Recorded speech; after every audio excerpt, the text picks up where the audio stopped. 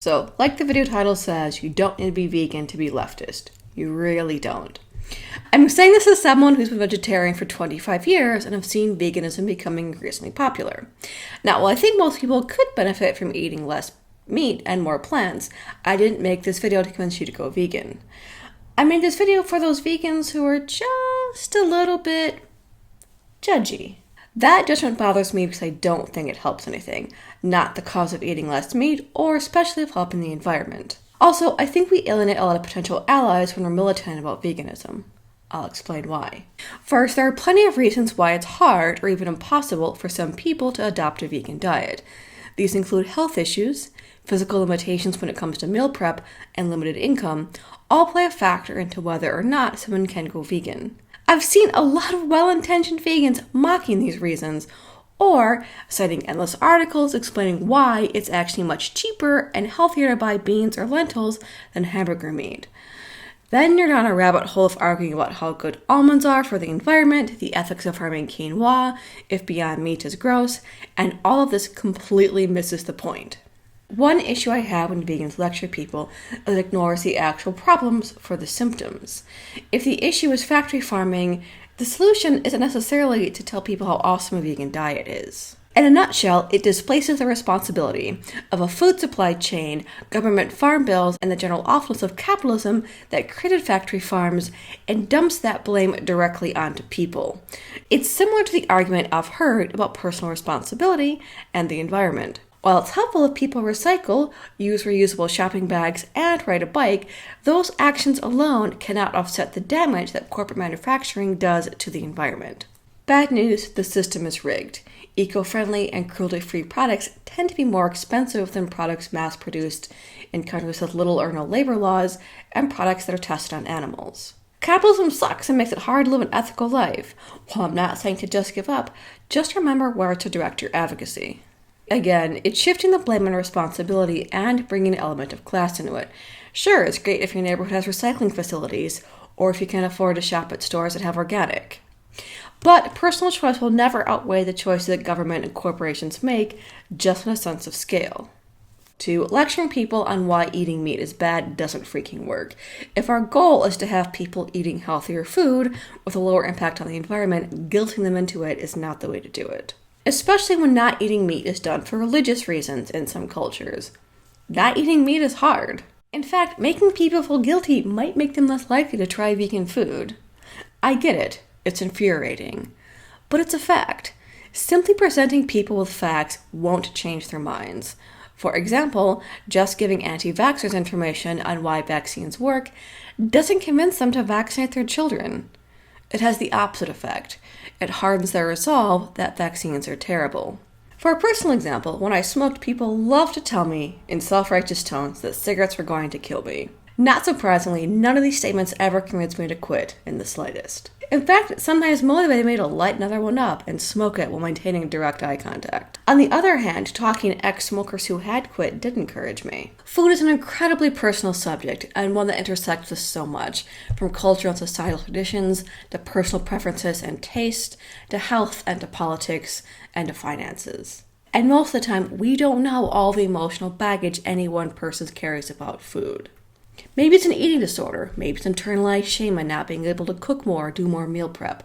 Maybe it's a family that sees not eating meat as a personal affront to cultural traditions. Maybe it's a 4-year-old who's refusing to eat anything but chicken nuggets and crackers for weeks on end. Now I will mention the holier-than-thou vegans who have lectured me. Since I'm vegetarian, maybe they see me as a challenge. If I just stitch the ice cream in eggs, I'll be golden. Not a golden egg, but golden tofu. Bad news. I'm aware of the environmental impact that dairy farming has, yet I still put milk in my coffee. Also, I have no patience for anyone lecturing me about my food, whether it's a bad Tinder date telling me about the evils of putting sugar in my coffee, to that vegan who at university tried to lecture me about the evils of dairy farming, to that flaky Bay Area friend who made fun of me for being vegetarian, then went vegan and made fun of me for eating ice cream. All of these people were irritating and did nothing to change my eating habits. You want to convince people to go vegan? I found that showing up to parties with delicious vegan food and not making a big point of telling everyone it's vegan goes a long way to help this. or waiting until someone asks you about going vegan or about eating less meat in general. To be fair, I've noticed that meat eaters are about 1,000 times worse than any vegan about pushing their personal eating choices on me, sometimes literally into my face. Also, I feel like I should point out, even setting aside health and economic reasons, it still isn't easy to stop eating meat. I've been vegetarian since I was a teen, and while that was partly motivated by an article I read in Rolling Stone about factory farming, with some really gruesome accompanying pictures, I honestly never really liked the taste of meat. So giving it up wasn't really hard for me. There wasn't anything I was giving up. The only time it's been difficult is when you wind up at one of those places where the only vegetarian options are a side salad made of nothing but wilty iceberg lettuce, raw purple cabbage, and despair. Or while traveling, both food options and language can present a challenge. Sometimes you have a layover in Phoenix, and the only thing that's open in your terminal is a Pizza Hut, and the only kind of food they have left is pepperoni pizza that's slowly dying under those heat lamps. Instead of dinner, you have to make do with a granola bars with jam in your purse for hours and thus reduced to crumbs. Which is why I dislike how sanctimonious some vegans can be. It's taking a personal choice people make while living under capitalism and putting a lot of moral weight behind it. No one likes to be preached to or be forced to justify their eating choices. I say this as I've noticed sometimes friends and family feel the need to justify their eating meat to me, which is weird to me as I have never ever commented to anybody about that they eat meat or tell them they should stop. But the moral judgment and perceived superiority of a vegan diet precedes me. Worse, I think it adds to the left being seen as boring and judgmental. I'm still not sure how the left, with all of the genders, with control of discussions about polyamory, got labeled as boring. A last word on Native and Aboriginal hunting and fishing rights. Vegans, leave these groups alone.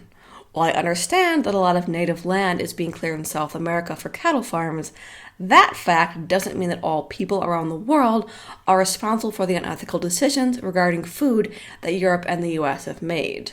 Vegans, you sound absolutely ridiculous when you do this. Yeah, I know we kind of committed genocide and almost wiped out your culture, but because we don't know how to farm ethically without wrecking the planet, do y'all mind changing our culture even further to accommodate our idiocy?